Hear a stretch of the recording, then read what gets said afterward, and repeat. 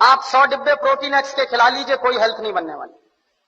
100 डिब्बे आप बॉर्नवीटा के खिला दीजिए, कुछ नहीं बनने वाला उससे।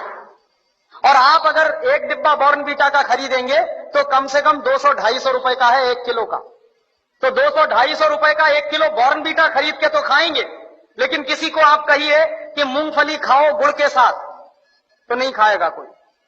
रोज अगर गुड़ के साथ मूंगफली खाएं तो जितनी प्रोटीन उससे मिलती है, जितना कार्बोहाइड्रेट उसमें से निकलता, जितनी और दूसरी चीजें हमको मिलती हैं, उतनी 100 पैकेट बूस्ट खाने से नहीं मिल सकती।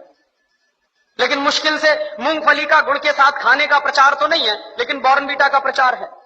और ये जो बॉर्नवीटा, मोल्टोवा, इन तमाम चीजों में मिलाते क्या है? एक बार मैंने डॉक्टर जैन से कहा कि आपके पास तो ऑल इंडिया इंस्टीट्यूट की इतनी बड़ी लेबोरेटरी है, आप जरा इसमें पता करिए कि ये मिलाते क्या है, कैसे बनाते हैं बॉर्नवीटा।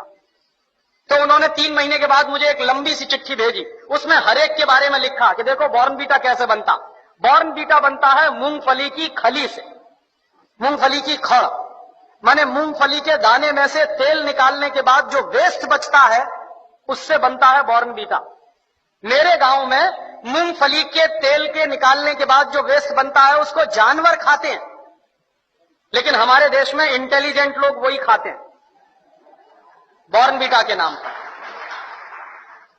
और आप बाजार में चले जाइए, मूंगफली की खली आपको 20-25 रुपए किलो में मिल जाएगी।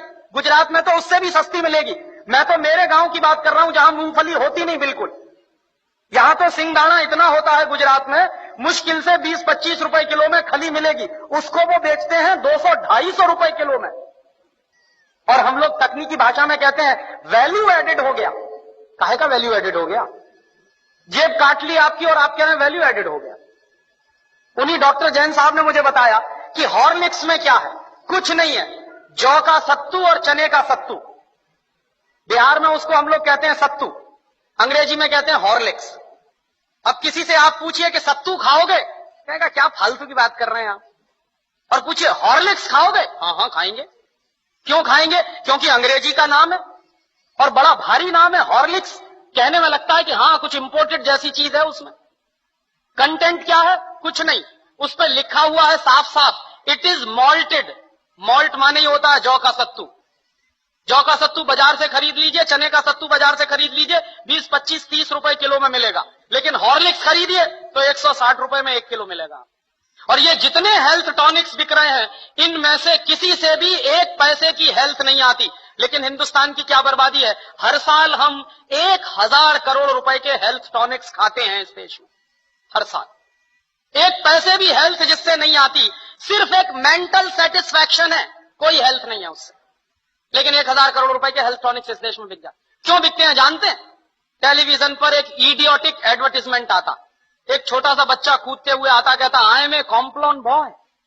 तो एक छोटी बच्ची कहती है I am a Complan girl. इसका माने क्या है? मैं कॉम्प्लोन का बेटा हूं। और बच्ची कह रही है मैं कॉम्प्लोन की बेटी हूं। और कॉम्प्लोन क्या है? टिन का डिब्बा।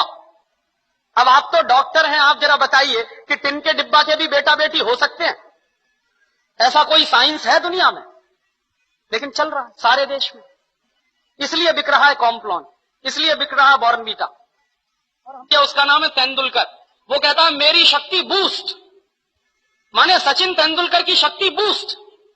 तो सचिन तेंदुलकर की अम्मा को एक आप चिट्ठी लिखिए कि ये सचिन तेंदुलकर बूस्ट पी के तेंदुलकर बना है क्या? कपिल देव की शक्ति बूस्ट। कोई भी खिलाड़ी बूस्ट खा के खिलाड़ी नहीं बन सकता। एक सबसे ज्यादा महंगा खिलाड़ी माना जाता है टेनिस का, उसका नाम है बोरिस बेकर। सबसे ज्यादा ताकतवर भी है।